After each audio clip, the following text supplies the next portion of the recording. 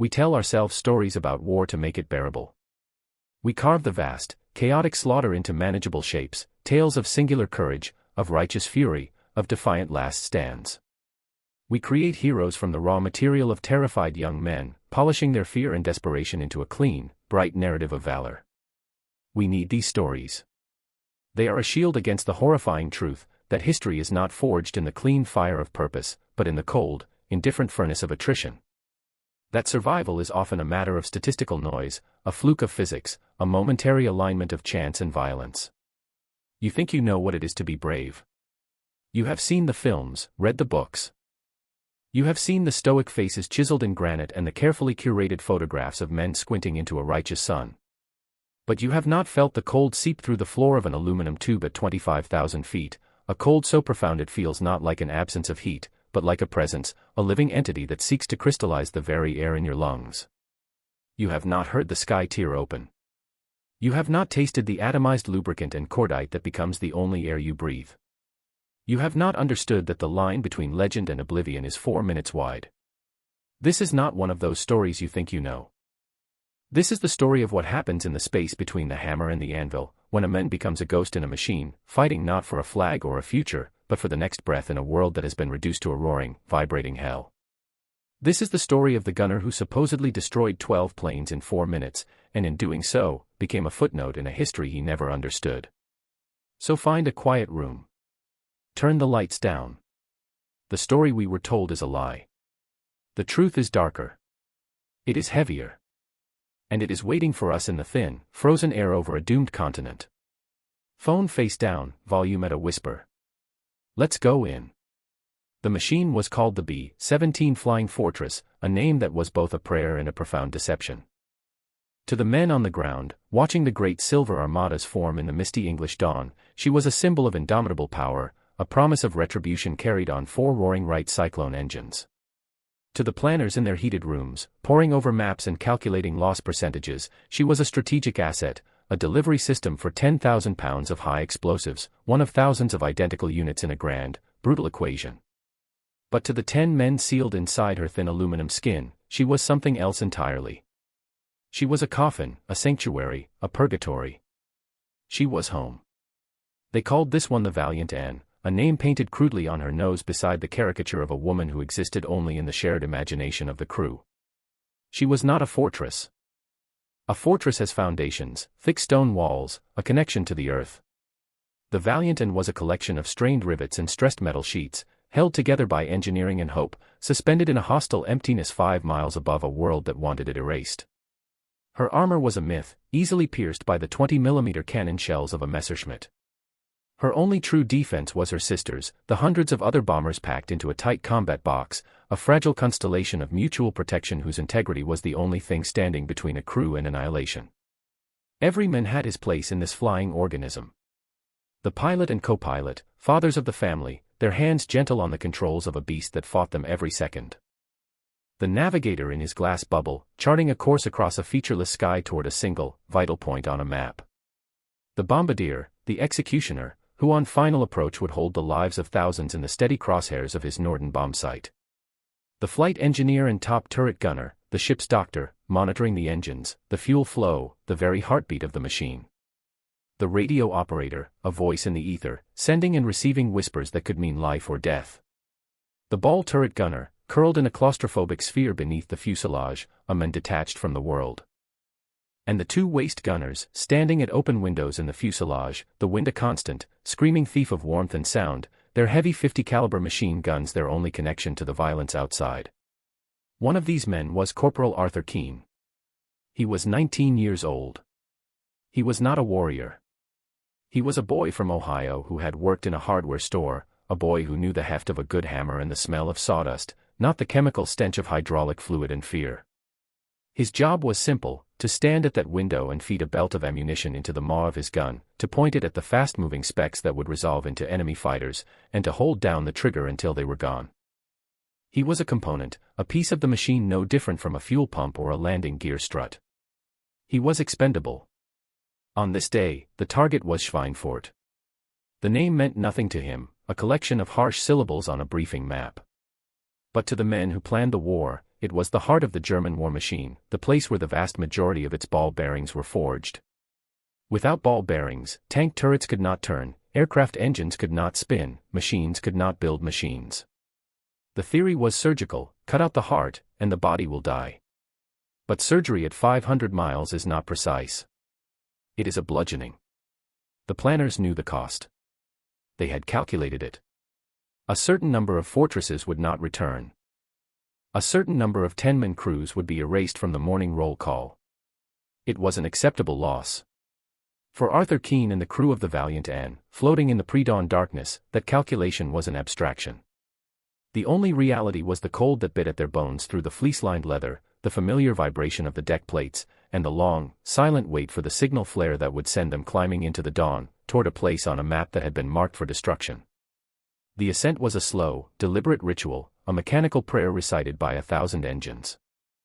It began in the blackness of an English morning, with the shudder of the first engine catching, then the second, a rolling thunder that vibrated through the damp earth and into the chests of the men waiting in the hard stands. The air was thick with the smells of high-octane fuel and wet grass, a final, fleeting connection to the solid world they were about to leave behind.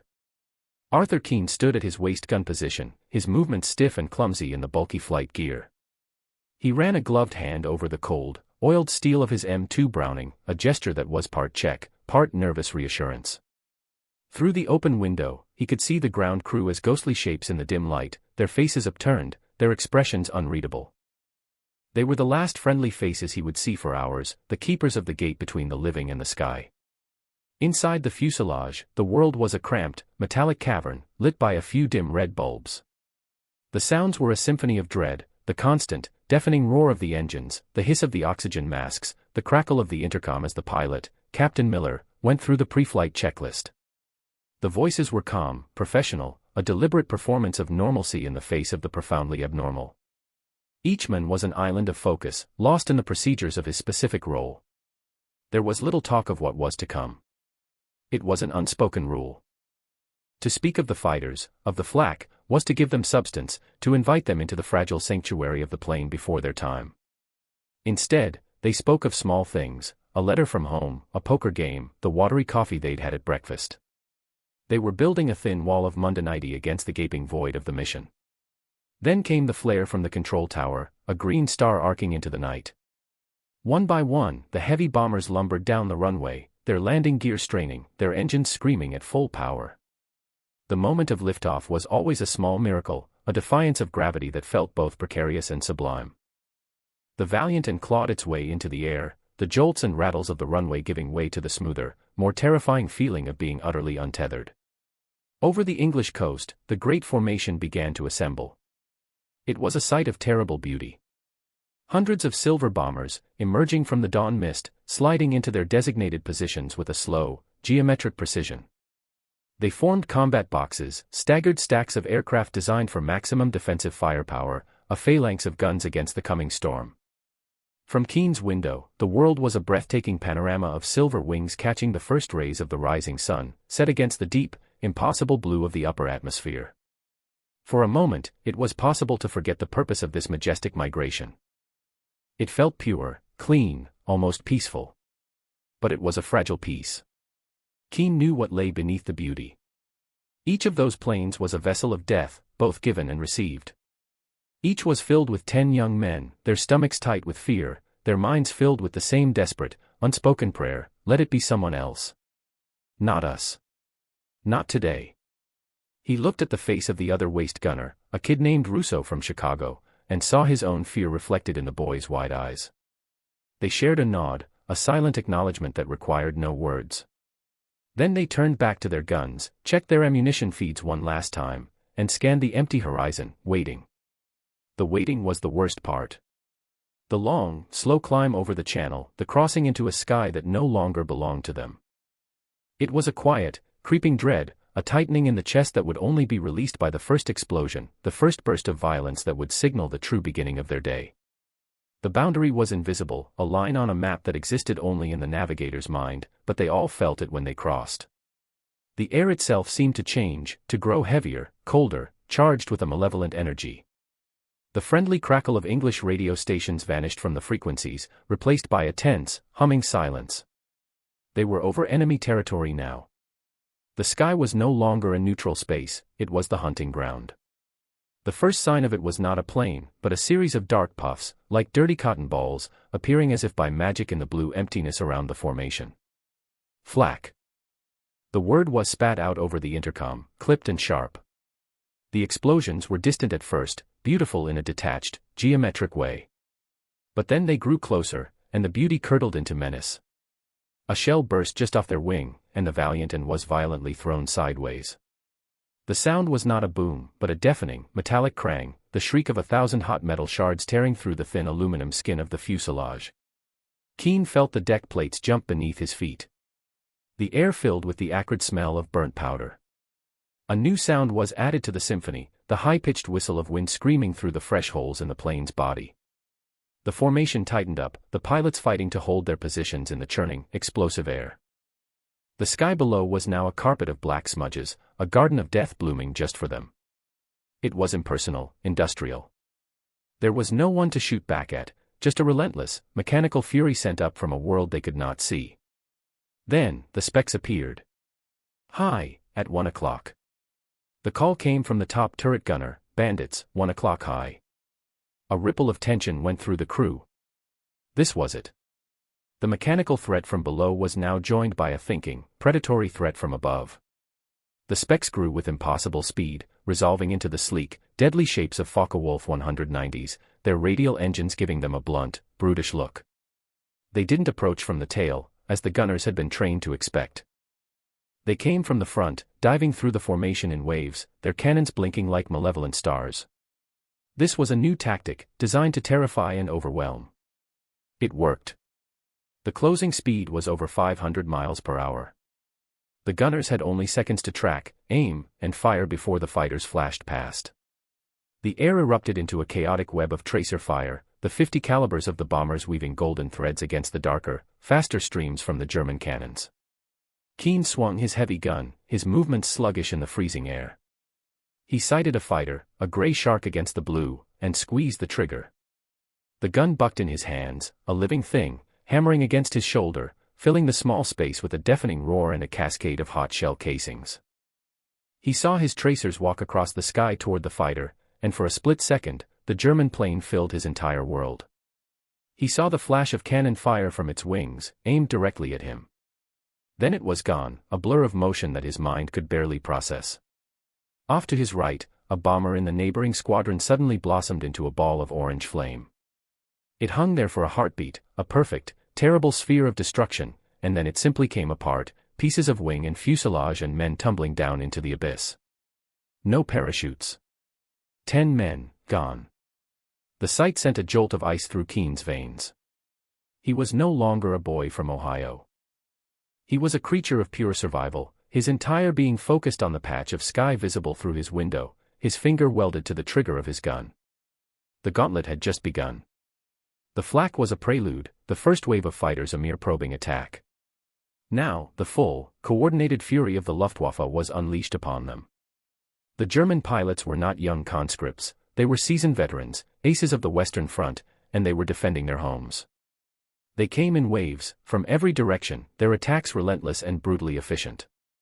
They had studied the flying fortress, learned its weaknesses, its blind spots. They knew that the combat box formation was its greatest strength and its most critical vulnerability. Their goal was simple, to break the formation, to isolate a bomber, to pick off the stragglers like wolves culling a wounded animal from the herd. The sky, once so vast and empty, became a claustrophobic, three-dimensional killing field. The roar inside the Valiant was absolute, a physical pressure that vibrated in Keane's teeth and bones. The 4 engines strained at maximum power, the 50 caliber guns from 8 different positions hammered in a discordant, continuous rhythm, and the wind screamed through the growing number of holes in the fuselage. Overlaid on this was the shriek of passing fighters and the percussive impact of cannon shells striking their own aircraft. Metal groaned, rivets popped, and the entire airframe shuddered with each hit. Communication became a series of frantic, clipped shouts over the intercom, words swallowed by the chaos. Fighter, 6 o'clock, low. They're coming through from the front again. Tail guns are out. Billy's hit. Medic. Time lost all meaning. It stretched into an eternity and compressed into a series of frantic heartbeats. Keen's world shrank to the rectangular frame of his window. He stopped seeing individual planes. He saw only motion, threat, and the fleeting opportunity to point his gun and fire. He operated on pure instinct, a feedback loop of adrenaline and reaction. He swung the heavy barrel, leading the targets, firing in short, controlled bursts to conserve ammunition and prevent the barrel from overheating. Hot casings piled up around his feet, slick with oil. The cold was a physical pain, his fingers numb inside his gloves, his breath freezing instantly on the inside of his oxygen mask. But he barely felt it. His body was just a vessel for the act of fighting. He saw a Messerschmitt Bf 109 dive on the bomber below them. He tilted his gun down, firing into its path. He watched his tracers stitch a line across the enemy's wing route. A flicker of orange, then a plume of black smoke. The fighter faltered, its dive steepening into an uncontrolled spiral. It was a kill. But there was no triumph, no elation. There was only a cold, sick knot in his stomach and the immediate, desperate need to find the next target. Another fortress, just ahead of them, took a direct hit in the wing fuel tank. The wing simply vanished in a flash of light, and the bomber, mortally wounded, cartwheeled out of the sky. Keen watched it go, his mind refusing to process the sight of the men tumbling from the ruptured fuselage. They were his friends. He had shared coffee with them that morning.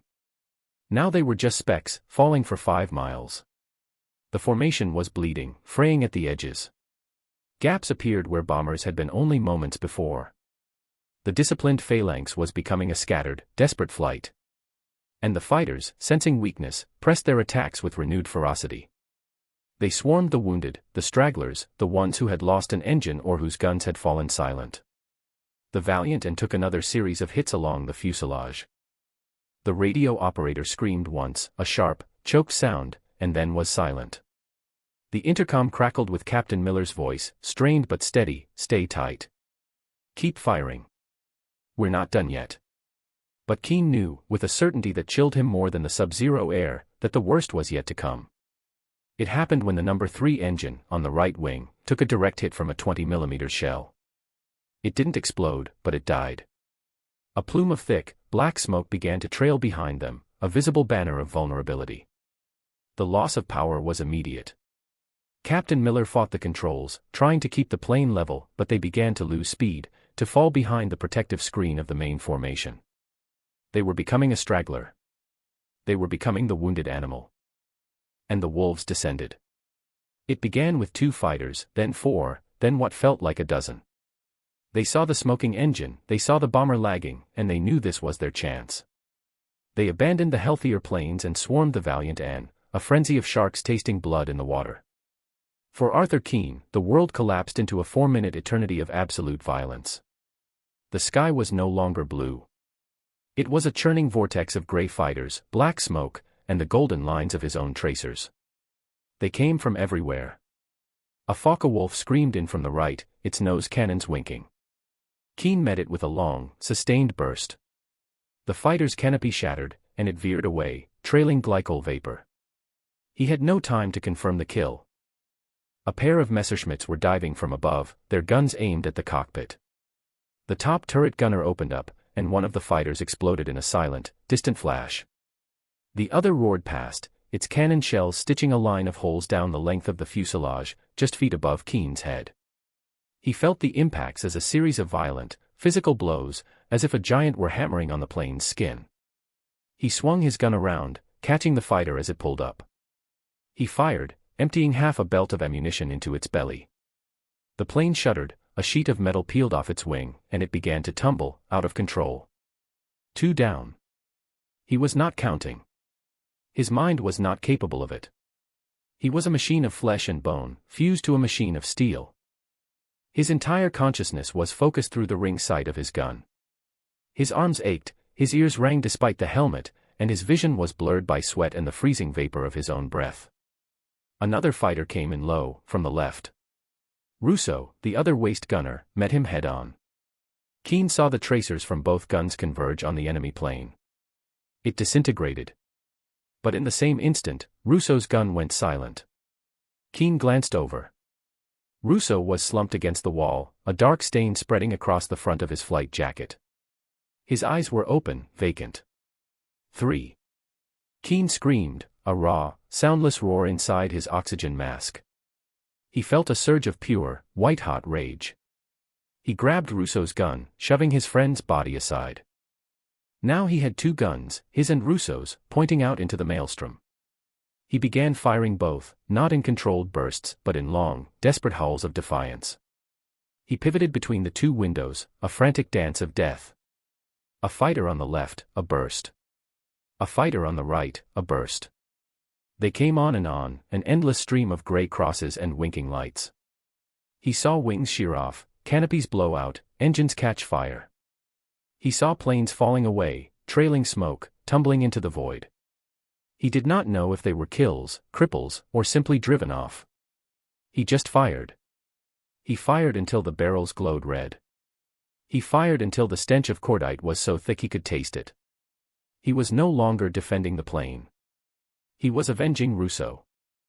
He was screaming his own terror and fury into the uncaring sky. And then, as suddenly as it began, it was over. The fighters broke away, their ammunition spent or their fuel running low, peeling off in search of easier targets. The sky around the Valiant was empty again. The silence that rushed in was more deafening than the noise it replaced. It was a silence filled with the ghosts of the last 4 minutes. The sudden quiet was a physical shock.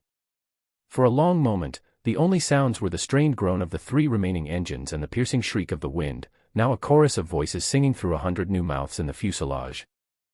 Arthur Keene stood frozen between the 2 waste guns, his hands welded to the grips, his body trembling with the violent aftershocks of adrenaline.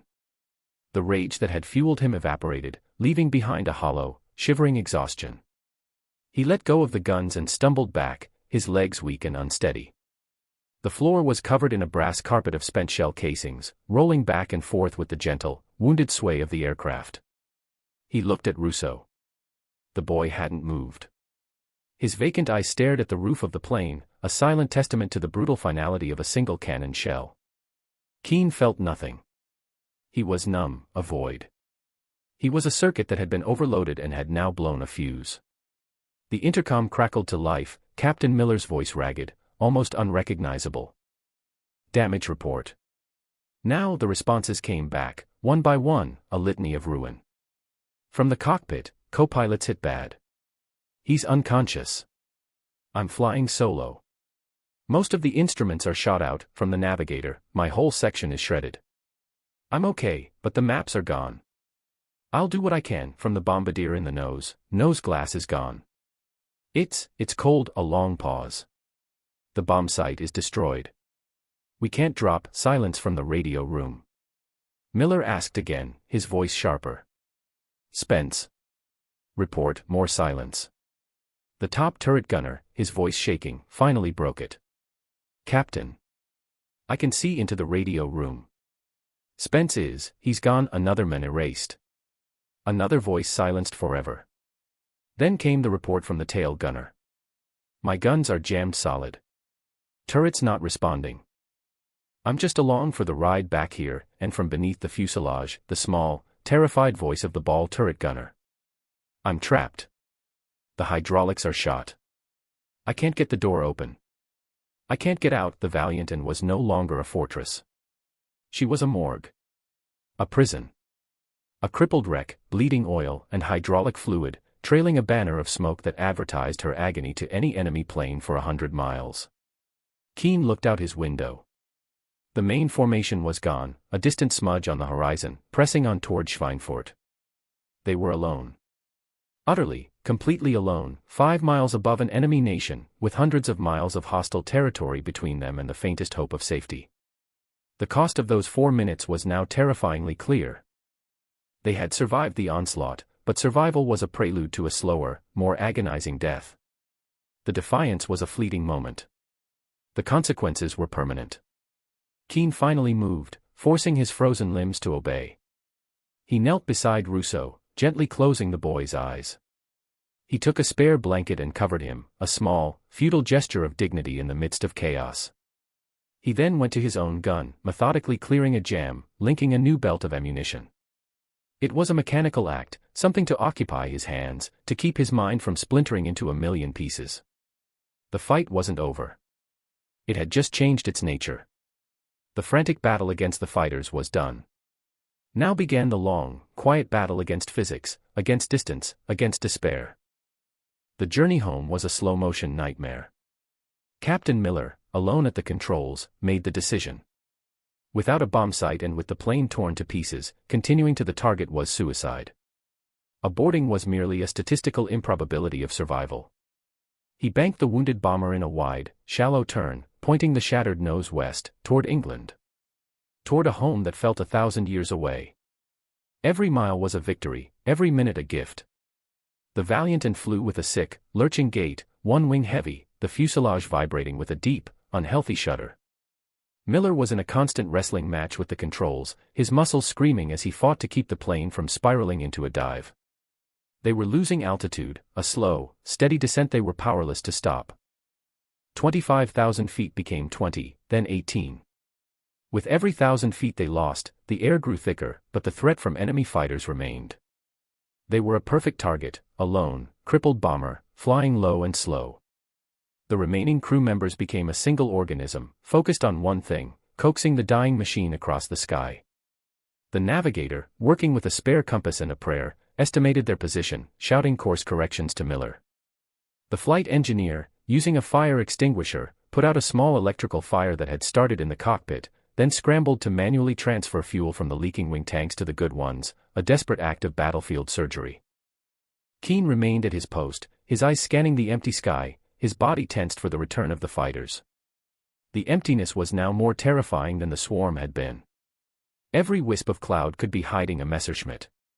Every glint of sun on a distant object sent a fresh spike of adrenaline through his system. The silence on the intercom was a heavy, oppressive weight. The easy chatter of the flight out was gone, replaced by a grim economy of words. The empty channels where Rousseau and Spence used to speak were like open wounds. They were flying with ghosts.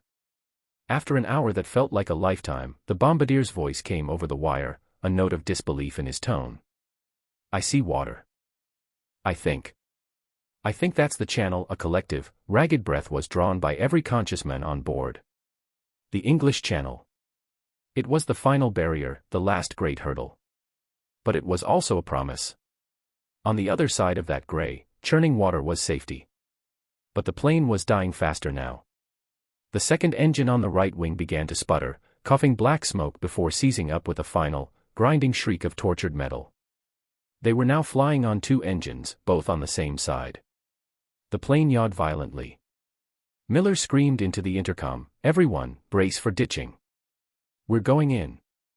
Keane gripped a support beam, his knuckles white. He looked out the window at the gray, angry waves below. After everything they had been through, to die here, in sight of home, felt like the cruelest possible joke. But Miller was a magician. He was a pilot of impossible skill. With sheer, brute force and a touch that defied the laws of aerodynamics, he wrestled the fortress back under some semblance of control. He wasn't flying it anymore, he was merely managing its fall. "No ditching," he panted over the intercom, his voice raw with exhaustion. "We're not there yet. We're going to make the coast." They skimmed the waves, so low that Keane could see the whitecaps. The salt spray misted his window. The coast of England appeared through the haze, a long, low line of impossible green. They had made it. They were over friendly territory. But the ordeal was not over. The Valiant had one last flight in her, and it was a flight to the ground. The first airfield they saw was a small fighter base, its runway far too short for a heavy bomber, especially one with no brakes and a failing hydraulic system. But they had no choice. It was land here or crash in a field. Miller's voice, now unnervingly calm, came over the radio he had jury-rigged back to life. "Mayday, mayday, mayday. B-17 coming in hot. No gear, no flaps, wounded on board. Clear the runway." On the ground, chaos erupted. Fire trucks and ambulances scrambled, their sirens wailing. Men ran from the hangars, their faces turned to the sky, watching in horror and awe as the crippled giant approached. The Valiant looked like a skeleton, a ghost of an airplane, trailing smoke and flying at an angle that seemed to defy physics. Keane braced himself, his back pressed against the forward bulkhead. He heard the flight engineer shouting instructions to the trapped ball turret gunner, telling him how to position himself for the crash. He heard the navigator whispering a prayer. He closed his eyes. The impact was not a crash so much as a long, grinding, tearing scream of metal. The fuselage hit the grass beside the runway, digging a deep furrow in the earth. The plane slewed sideways, a wingtip dug in, and the entire airframe began to cartwheel in a slow, sickening rotation. Keane was thrown across the compartment, his world a blur of motion and a deafening roar of destruction. Then, silence. A profound, ringing silence, punctuated by the drip of fluid and the hiss of hot metal. He opened his eyes. He was alive. The fuselage had broken in two just behind the radio room, but his section was largely intact. He smelled fuel, a thick, sweet scent that screamed of fire. He forced his way through the twisted wreckage to the main door and kicked it open. Fresh air, the smell of damp English earth, flooded in. It was the most beautiful thing he had ever smelled. Ground crew were already there, pulling the survivors from the cockpit. Miller was alive, his arm broken but his will intact. The navigator and bombardier stumbled out, dazed and bleeding. Firefighters sprayed foam over the leaking wing tanks. Another team worked with cutting torches to free the ball turret gunner from his metal prison. Keane slid to the ground, his legs giving way beneath him. He lay on the grass, looking up at the placid gray sky, the sky that had tried so hard to kill him. He felt disconnected, as if he were watching a film about someone else. The base's intelligence officer found him there. He was a young man with a neat mustache and a clipboard, his eyes wide with a mixture of pity and professional curiosity. "Corporal Keane. We need your report for the debriefing." In a sterile, quiet room that felt alien after the chaos of the plane, the legend began to take shape. Shaking, fueled by coffee and shock, Keane recounted what he could remember. He spoke of the fighters, the swarm, the endless stream of them. He spoke of Russo falling, of grabbing the second gun. He couldn't remember numbers, only flashes of smoke and fire. But others filled in the gaps. The tail gunner had seen several fighters go down from the waist.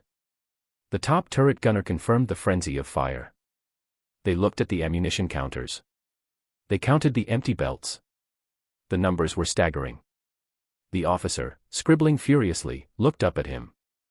"Corporal, based on these accounts, you're credited with 12 enemy aircraft destroyed." The number hung in the air, absurd and meaningless.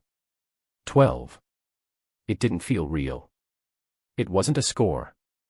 It was a measure of the terror, the rage, the sheer, blind luck that had allowed him to be sitting in this room while Russo and Spence were not. He was a hero, they told him. A gunner who defied death. But as he looked at his trembling hands, he didn't feel like a hero. He felt like a grave. The consequences of those 4 minutes rippled outwards, far beyond the shattered fuselage of the valiant Anne. In the cold calculus of war, the story was a valuable asset. The American public, reeling from reports of heavy bomber losses, needed a hero. They needed proof that the sacrifice was worth it, that one man could stand against the tide and triumph. The story of Corporal Arthur Keane, the quiet boy from Ohio who single-handedly broke up a wolfpack attack, was perfect. It was sanitized, of course. The newspapers didn't mention the smell of burning oil and flesh.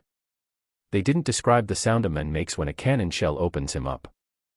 They didn't write about the boy trapped in the ball turret, screaming for his mother as the rescue crews cut him free. They wrote about the number. 12. A clean, heroic, unbelievable number. History was changed, but not in the way the headlines claimed.